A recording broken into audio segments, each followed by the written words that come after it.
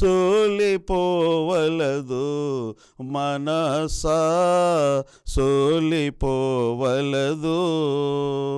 వాక్కు ఇచ్చిన దేవుని నీవు పాడి. ఈ లెంటు ధ్యాన కాల శ్రవంతిలో ఈ అవకాశం ఇచ్చినటువంటి దేవునికి నా హృదయపూర్వక వందనాలు, కృతజ్ఞతలు తెలియజేస్తున్నాను.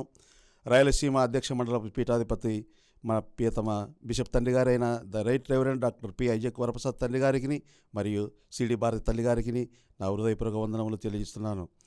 అదేవిధంగా ఆఫీస్ బేరర్స్ అందరికీ కూడా హృదయపూర్వక వందనాలు తెలియజేస్తున్నాను. మన ప్రభువైన యేసుక్రీస్తు నామమున వీక్షిస్తున్న ప్రేక్షకులందరికీ నా వందనములు తెలియజేస్తున్నాను. ప్రార్థించుదాము. కృపగల ప్రభా, ప్రేమగల మా పియా పరలోకపు తండ్రి, నీ ఘనమైన శ్రేష్టమైన ఉన్నతమైన నామమును బట్టి స్తోత్రాలు చెల్లించుకుంటాము ప్రభా. మరి ఈ లెంటు ధ్యాన కాల సమయంలో ప్రభా ఇచ్చిన అవకాశాన్ని బట్టి నీకు స్తోత్రాలు చెల్లించుకుంటాము ప్రభా.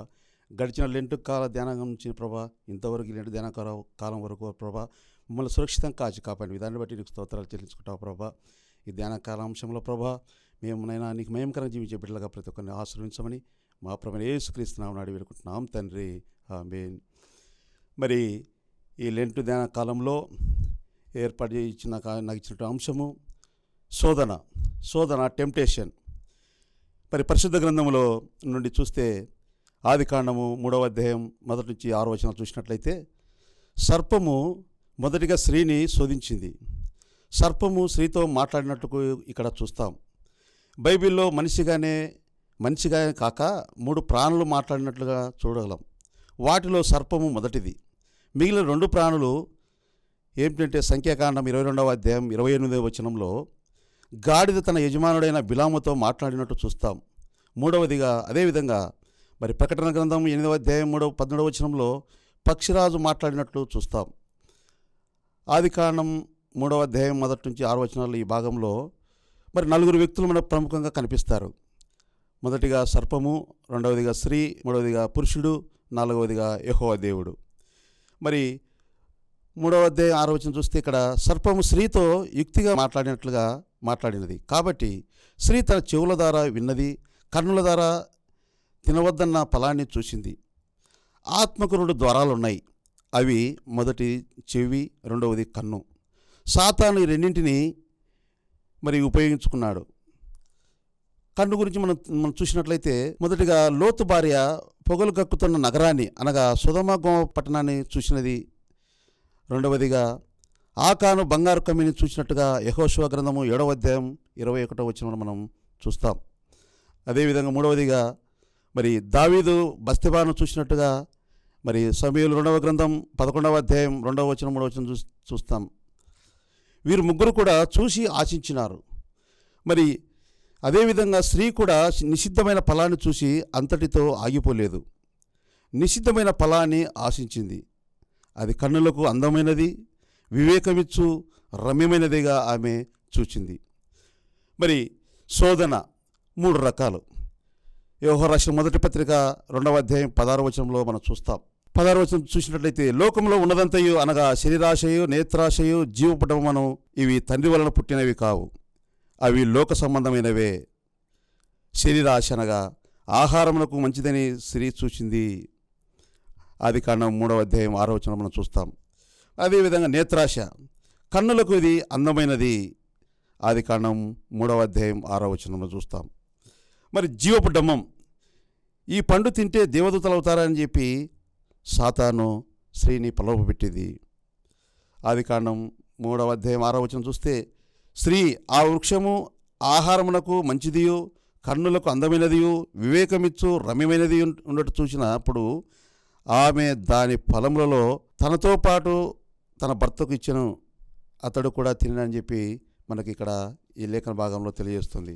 కాబట్టి మరి స్త్రీ మోసపోవడమే కాక మరి తన భర్తతో కూడా తిన్న ఆ పండును కూడా తన భర్తకు ఇవ్వడం వల్ల అతను కూడా శోధనకి లోనుకైనాడు. అదేవిధంగా మరి మత్తయి సువార్త మరి 4వ అధ్యాయం 1 నుంచి 11 వచనాలు చూస్తే ఇక్కడ మరి ఈ భాగంలో మనము ప్రభువు కూడా అరణ్యంలో 40 దినాలు 40 పగళ్ళు రాత్రులు ఉపవాసం ఉండలేను. అప్పుడు అపవాది ద్వారా ఇలాంటి శోధనలకు గురయ్యాడు. మరి ఇక్కడ చూస్తే ఈ మత్తయి సువార్తలో ఈ 4వ అధ్యాయం మొదటి నుంచి 11 వచనాలు చూస్తే యేసు ప్రభు వారిని కూడా ఈ సాతాను శోధించింది. మత్తయి సువార్త 4వ అధ్యాయం 3వ వచనం నుంచి 10 వచనాలు చూస్తే ఈ రాళ్ళు రొట్టెలగునట్లు ఆజ్ఞాపించు అంటే ఇది శరీరాశ. మత్తయి సువార్త 4వ అధ్యాయం 3వ వచనం చూస్తాం. అదేవిధంగా 2వదిగా చూస్తే ఈ రాజ్యములన్నింటినీ ఆయనకు చూపిస్తుంది, ఇది నేత్రాశ. మత్తయి సువార్త 4వ అధ్యాయం 8వ వచనంలో చూస్తాం. మరి 3వదిగా నీవు దేవుని కుమారుడవైతే క్రిందికి దూకము, ఇది జీవపుడ్డమము. మరి మత్తయి సువార్త 4వ అధ్యాయం 5వ వచనంలో ఈ మాట వింటాం. అలాగే యోబు గ్రంథము 2వ అధ్యాయం 1 నుంచి 10వ వచనాలు చూస్తే ఇక్కడ కూడా మరి సాతాను యోబును అనేక విధాలుగా శోధించింది. యోబు ఆ శోధనలన్నీ జయించినాడు. మరి ఈ భాగంలో యోబును అనేక విధాలుగా సాతాను శోధించినప్పటికీ యోబు దేవుని వైపు చూస్తూ ధైర్యంగా శోధనలను జయించినాడు. కాబట్టి యోబుకు శోధనలు జయించిన తర్వాత రెట్టింపు ఆశీర్వాదాలు అనుగ్రహించినాడు దేవుడు. అందుకే హెబ్రీయులకు రాసిన పత్రిక 2వ అధ్యాయం 18వ వచనం చూస్తే తాను శోధింపబడి శ్రమ పొందిన గనుక శోధింపబడి వారికి తన్ను నియమించిన వారికి నమ్మకముగా ఉండెను. కాబట్టి యేసు ప్రభువారు కూడా ఆయన కూడా శోధించబడినాడు. అదేవిధంగా యాకోబు రాసిన పత్రిక 1వ అధ్యాయం 2-3 వచనాలు చూస్తే నా సహోదరులారా, మీ విశ్వాసమునకు కలుగు పరీక్ష ఓర్పును పుట్టించునని ఎరిగి మీరు నానా విధములైన శోధనలో పడినప్పుడు అది మహానందమని ఎంచుకొనుడి. మరి శ్రమలు వచ్చినప్పుడు మనము బాధపడకూడకుండా, మరి శ్రమలు వచ్చినప్పుడు మనం ఆనందించే వారికి మనం ఉండాలని చెప్పి యాకోబు భక్తుడు తెలియజేస్తున్నాడు మనకు. అదేవిధంగా యాకోబు రాసిన పత్రిక 1వ అధ్యాయం 12వ వచనం చూస్తే శోధన సహించువాడు ధన్యుడు, శోధన సహించువాడు ధన్యుడు. అతడు శోధనకు నిలిచిన వాడై ప్రభు తన్ను ప్రేమించు వారికి వాగ్దానం చేసిన జీవ కిరీటము పొందెను. మరి శోధన వచ్చినప్పుడు మనం జయించే వారికి మనం ఉండాలి. ఆ శోధన చూస్తూ మనము మరి బాధపడకూడదు, జయించే వారికి మనం ఉండాలి. మరి జయించాలంటే మనకు మరి జ్ఞానం కావాలి, దేవుని జ్ఞానం కావాలి, ఆయన శక్తి కావాలి. ఎప్పుడైతే శోధన జయిస్తామో జీవ కిరీటము పొందుకుంటాము. అందుకే ఆంధ్రక్రైస్తవ కీర్తన పుస్తకంలో కూడా మరి 865వ పాటలో ఒక భక్తుడు రాసినాడు. ఏమిటంటే శోధనలు జయించినచో భాగ్యవంతుడవు, శోధనలను జయించినచో భాగ్యవంతుడవు, జీవ కిరీటం మోయువేళ ఎంతో సంతోషము, జీవ కిరీటం మోయువేళ ఎంతో సంతోషము, సోలిపోవలదు మనసా సోలిపోవలదు, సోలిపోవలదు మనసా సోలిపోవలదు, నిన్ను గని పిలచిన దేవుడు విడచిపోతాడా, నిన్ను గని పిలచిన దేవుడు విడచిపోతాడా, సోలిపోవలదు మనసా సోలిపోవలదు,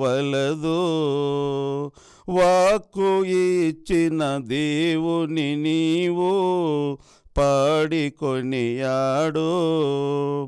వాక్కు ఇచ్చిన దేవుని నీవు పాడికొనియాడు,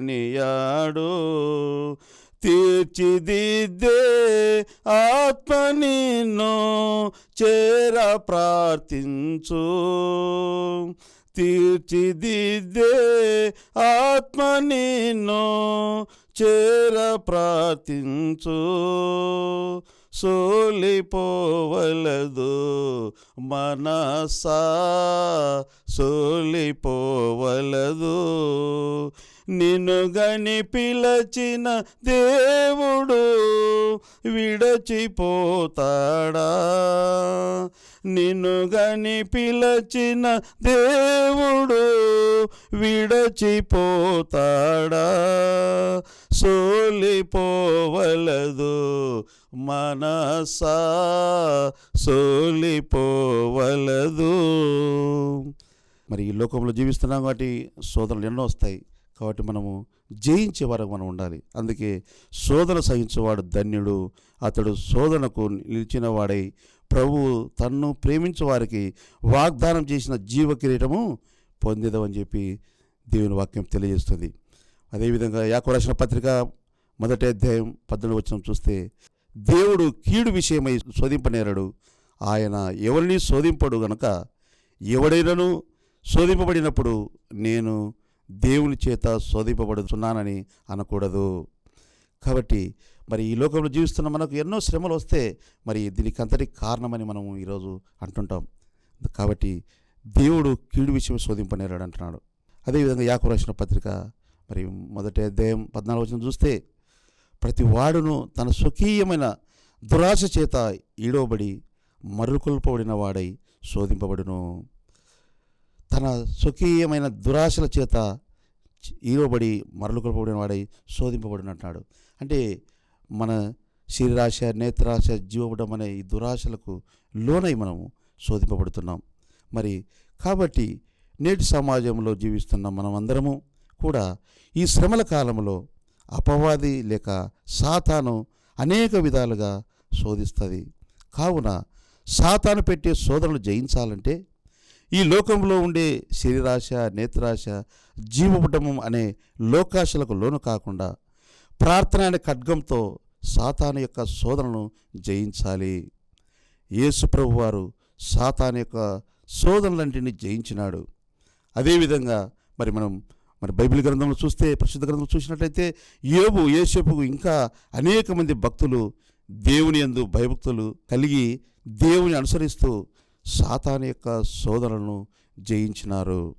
నేడు ఈ శ్రమల కాలంలో ఉపవాసం ఉంటూ దేవుని సమీపముగా ఉండి ప్రార్థన చేస్తారో వారి మీదికి ఎక్కువ శోధనలు వచ్చే విధంగా సాతాను కుయుక్తపడుతుంది. కాబట్టి మరి ఈ శ్రమల కాలంలో లెంట్ డేస్లో మరి దేవుని జ్ఞానం పొందుకొని సాతాను యొక్క శోధనలు జయించి దేవుడు అనుగ్రహించే జీవ కిరీటం పొందుకునే వారముగా మనమందరం ఉండాలని, అలాంటి కృపా పరిశుద్ధాత్మ దేవుడు మనకందరికీ తోడైండి నడిపించునుగాక. ఆమేన్. ప్రార్థన. సర్వశక్తిమంతుడా, సర్వోన్నతుడా, ప్రేమగల మా ప్రియ పరలోకపు తండ్రి, నీ ఘనమైన, శ్రేష్టమైన, ఉన్నతమైన నాను బట్టి నీకు స్తోత్రాలు చెల్లించుకుంటాం ప్రభా. నైనా సోదరునైనా మరి దేవ నీకే ఇచ్చినాయి ప్రభా. మరి ఎలా జయించినావు ప్రభా. మేము కూడా నాయన మేము ఇప్పటికు ప్రభా ఈ లోకంలో జీవిస్తున్నాం ప్రభా. ఈ లోకంలో శరీరాశ, నేత్రాశ, జీవబడం అనే లోకాశలోను కాకుండా ప్రభా ఈ శోధనలు జయించి మరి ముఖ్యంగా ప్రభా ఈ లెంట్ కాలంలో ప్రభా మన నీకు సమీపంగా మేము జీవిస్తుండగా ప్రభా, నేను నిన్ను ఆరాధిస్తుండగా ప్రభా ఎన్నో శోధనలు సాతాను మరి మాకు అనుగ్రహిస్తుండగా ప్రభా, వాటిని చూసి మేము భయపడక ప్రభా నీ వైపు చూస్తూ ప్రభా మరి శోధనలు జయించేవారముగా మాకు శక్తిని, జ్ఞానమును దయచేయండి ప్రభా. అలాంటి శక్తిని అనుగ్రహించి నేను నీకు మహిమకరంగా, నీకు సాక్షిగా జీవించే బిడ్డలుగా మమ్మల్ని ఆశ్రయించమని మా ప్రభువైన యేసుక్రీస్తు నామమున అడిగి వేడుకొనుచున్నాము తండ్రి. ఆమేన్. శోధన సహించువారు ధన్యులు, ప్రతి శోధన